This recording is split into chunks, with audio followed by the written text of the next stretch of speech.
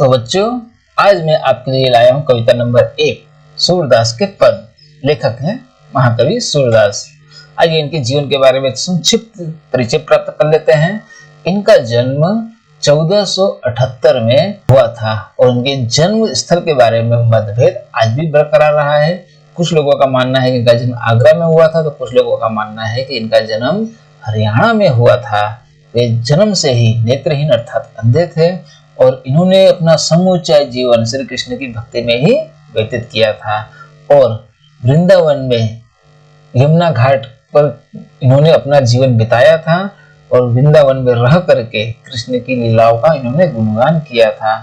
इन्होंने सुरसागर, साहित्य लहरी एवं सुर सारावली जैसी रचनाएं भी लिखी है और इनकी जो मुख्य भाषा है ब्रज भाषा है। इनकी मृत्यु के बारे में एक अनुमान लगाया जाता है कि 1583 के आसपास इनकी मृत्यु हुई थी। इन्हें भक्त शिरोमणि, सुर कवि एवं कविता सम्राट के रूप में भी इन्हें जाना जाता है। तो आइए शुरुआत करते हैं हम सूरदास के पद। उद्धव तुम हो अति बड़भागी, अर्थात हे उद्धव तुम हो अति अर्थात बहुत, बड़भागी अर्थात भाग्यशाली हो। गोपियां हैं वो उद्धव से कहती हैं कि हे उद्धव तुम बहुत ही नसीब वाले हो, भाग्यशाली हो। अपरस रहत स्नेह तगाते, नाहिन मन अनुरागी। अपरस अर्थात दूर, रहत रहते हो, स्नेह अर्थात स्नेह अर्थात अथवा प्रेम, तगाते धागे से, नाहिन अर्थात नहीं, मन में, अनुरागी अर्थात स्नेह अथवा तो प्रेम। पुरैनी पात, पुरैनी अर्थात कमल, पात अर्थात पत्ते, रहत यानी रहते हैं, जल भीतर अर्थात जल के भीतर, तारस अर्थात उस रस, देह न तागी, देह अर्थात शरीर, नहीं दागी अर्थात दाग लगना, दाग न लगना। तो गोपियां उद्धव जी से कहती हैं कि हे उद्धव जी तुम तो बहुत ही भाग्यशाली हो। क्यों? क्योंकि तुम कृष्ण के पास रहकर भी उनके प्रेम के धागे में बंधे नहीं हो। अब तक तुम्हारे मन में कृष्ण के प्रति प्रेम उत्पन्न नहीं हुआ है। कमल के फूल का उदाहरण यहाँ पे दिया गया है और तुलसीदास कहते हैं कि जिस प्रकार से कमल का जो पत्ता है वो कमल का पत्ता पानी के भीतर रह करके भी उसमें पानी का दाग नहीं लगता, ठीक उसी प्रकार से हे उद्धव तुम कृष्ण के साथ रह करके भी कृष्ण के प्रेम से अछूते हो, अर्थात उनका जो प्यार है उस प्यार से तुम प्रभावित नहीं हो पाए हो। लेकिन हम गोपियों की हालत देखो कि कृष्ण के प्रेम में हम डूब गई हैं और वो प्रेम हमें छू गया है। लेकिन आप बहुत नसीब वाले हो कि आप अभी तक कृष्ण के प्रेम से अछूते हो।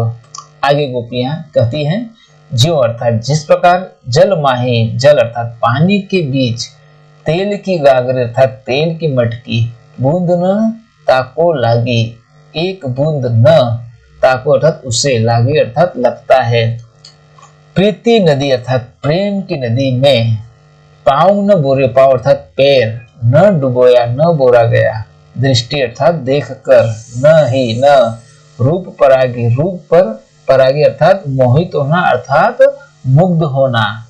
सूरदास कहते हैं अबला हम भूरी, अबला का अर्थ होता है अबला, हम अर्थात स्वयं को, खुद को, भूरी का अर्थ होता है भोली भाली, गुड़ अर्थात गुड़ में, चांटी अर्थात चींटी, ज्यों अर्थात जिस प्रकार जैसे, पागी अर्थात लिपटी रहती है। अब यहाँ पर देखिए गोपियां क्या कर रही है कि तेल से भरी हुई मटकी पानी के बीच में रहती है लेकिन एक बूंद पानी उस तेल में नहीं लगता है। ठीक उसी प्रकार तुम कृष्ण के साथ रहते हुए भी उनके प्रेम से प्रभावित नहीं हुए हो, अर्थात तुम कृष्ण के साथ में रहते हुए भी कृष्ण का जो प्यार है उस प्यार तक तुम नहीं पहुंच सके हो। और आगे गोपियां कहती हैं कि तुम प्रेम की नदी में रहते हुए भी उसमें कभी पैर नहीं डुबोए हो और न ही कृष्ण को देखकर उनके रूप पर मुग्ध हुए हैं। सूरदास कहते हैं कि गोपियां अबला और भोली हैं, जिस प्रकार चींटी गुड़ पे चिपक जाती है और ठीक उसी प्रकार हम यानी कि गोपियां वह कृष्ण के प्रेम में डूब गए हैं। तो यहाँ पर चींटी और गुड़ का उदाहरण दिया गया है और साथ ही साथ तेल और पानी का भी उदाहरण दिया गया है कि जिस प्रकार से जो मटकी है वह मटकी तेल भरी मटकी को पानी में रखते हैं, लेकिन उस तेल में पानी की एक बूंद नहीं जाती है। ठीक उसी प्रकार से तुम कृष्ण के साथ रहते हुए भी कृष्ण का जो प्यार है वो प्यार से तुम बहुत दूर हो, इसलिए तुम क्या हो, बड़भागी हो। और हम क्या हैं, गुड़ और चींटिया की तरह, कि जिस प्रकार से गुड़ को देख करके चींटिया गुड़ को साथ जाकर के लिपट जाती है, ठीक उसी प्रकार से हम भी कृष्ण के प्यार में, कृष्ण के प्रेम में हम डूब गए हैं। मन की मन ही मांझ रही अर्थात मन में ही रह गई। कहिए जाई कौन पे उधो, उधो अर्थात हे उधो, जाई अर्थात जा करके, कौन पे किससे, ना ही परत कही, ना ही अर्थात न ही, परत अर्थात दूसरों से, कही अर्थात कही जाती। अवधि आधार, अवधि अर्थात समय, आधार अर्थात आधार, आस आशा है, उम्मीद है, आवन की यानी कि आने की। तन मन, तन और मन की, विधा अर्थात पीड़ा, दर्द दुख, सही अर्थात सह रही थी। अब इन पंक्ति में देखिए गोपी जी क्या कह रही हैं कि गोपियां उद्धव से कहती हैं कि हमारे मन की इच्छा मन में ही रह गई है, अब हम किससे अपने मन की व्यथा कहें, दूसरों से भी कही नहीं जाती। अब तक तो एक आशा थी कि कृष्ण वापस आएंगे, यही आशा हमारे जीवन की आधार थी और तन मन की पीड़ा को सहन कर रही थी, लेकिन अब वो आशा भी समाप्त हो गई। अब इन जोग संदेश ने सुनी सुनी, विरहनी विरह दही। अब अर्थात अब इन जोग अर्थात इस जोग संदेश ने संदेश को, इस योग संदेश को सुनी सुनी, सुन सुन कर, विरहिनी कौन है, यहाँ पे विरही गोपियां हैं। विरह अर्थात अलग होना, बिछड़ना, दही अर्थात जल रही है। चाहती होती गुहारी, चाहती थी, गुहारी अर्थात गुहार लगाना। जित ही ते जहां से, उतते उधर से नहीं वहां से, धार कौन सी धारा भर रही है, योग की धारा बहने लगी है। सूरदास अब धीर धरे ही क्यों, धीरज क्यों धारण करे, मर्यादा न रही अर्थात मर्यादा ही न लही, मर्यादा समाप्त हो गई। अब देखिए इन पंक्तियों में गोपियां क्या कहती हैं कि अब लेकिन इस योग संदेश को सुन सुनकर गोपियां की जो विरह वेदना है, वह विरह वेदना और बढ़ जाती है, वो विरह में और जलने लगती है, जिससे हमने विरह की पीड़ा को शांत करने के लिए गुहार लगाई थी, पुकार लगाई थी, उधर से ही योग की धारा बहने लगी है। योग यानी कि जो संदेशा कृष्ण ने भेजा है वह गोपियों को मनाने का, तो वह धारा बहने लगी है।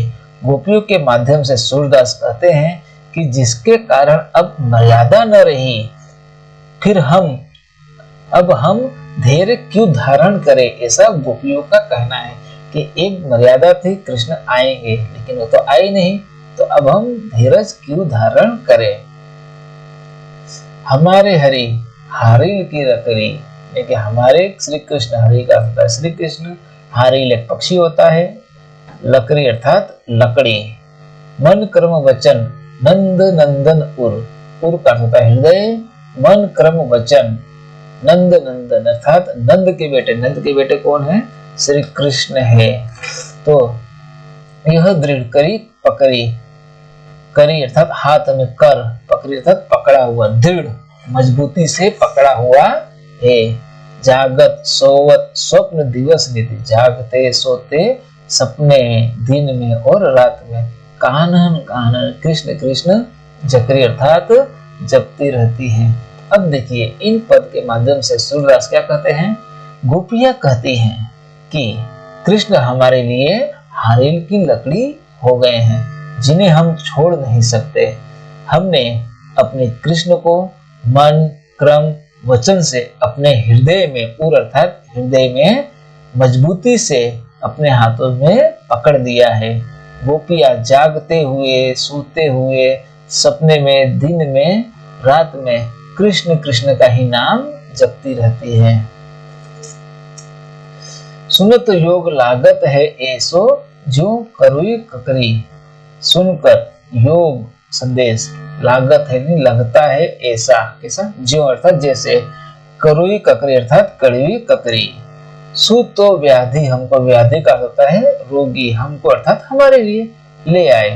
देखी अर्थात देखा, सुनी न करी, सुना न किया। यह तो सुर का अर्थ होता है सूरदास। तिन्हीं ले सौंपो, उन्हें लेकर सौंप दो, तिन्हीं उन्हें लेकर सौंप दो। जिनके मन चक्री की, जिनका मन चक्री है, अर्थात चक्कर की तरह है। अब इन पंक्तियों में देखिए क्या कहा गया है कि सुनकर योग संदेश। अब जो योग संदेश है तुम्हारे यानी कि उद्धव के द्वारा जो योग संदेश दिया गया है, वह योग संदेश कड़वी ककड़ी की तरह लगता है। अर्थात आप जो कृष्ण का संदेशा हमें सुना रहे हो, वो सुनने में हमें बिल्कुल भी अच्छा नहीं लग रहा है, वो तो कड़वी ककड़ी की तरह लग रहा है। वह तो हमारे लिए ऐसा रोग ले आए जिसे न तो कभी देखा है, न तो कभी सुना है, और न तो कभी भोगा अर्थात किया है। सूरदास गोपियों के माध्यम से कहते हैं कि यह योग संदेश उन्हें जाकर वापस सौंप दो, कि जिनका मन चक्री की तरह भटकता रहता है, अर्थात चक्कर की तरह कभी यहाँ कभी वहां भटकता रहता है, लेकिन हमारा मन तो सिर्फ कृष्ण के ही पास है।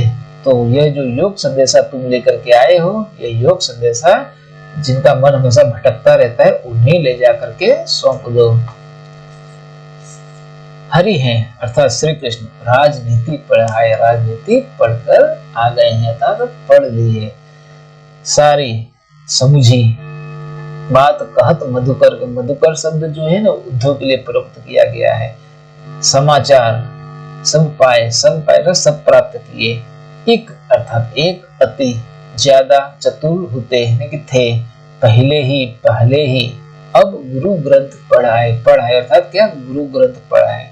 बड़ी बुद्धि जानी जो उनकी, बुद्धि अर्थात बुद्धि, जानी अर्थात जानकर।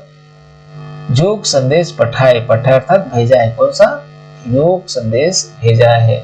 अब इन पंक्तियों में देखिए क्या कहा गया है कि जो गोपियां हैं वे कहती हैं कि हे उद्धव, अब तो श्री कृष्ण ने राजनीति भी पढ़ ली है। गोपियां कहती हैं, किससे, मधुकर, गोपियां कहती हैं कि हमारे बारे में सब समाचार जानते हुए भी मधुकर अर्थात उद्धव के द्वारा योग संदेशा भेजा है। एक तो पहले से ही ज्यादा चतुर थे, अब तो गुरु ग्रंथ भी पढ़ लिए हैं, जिससे उनकी बुद्धि और बढ़ गई। तो पहले वो होशियार थे तो और होशियार हो गए हैं, और हमारे लिए योग संदेशा भेजा है।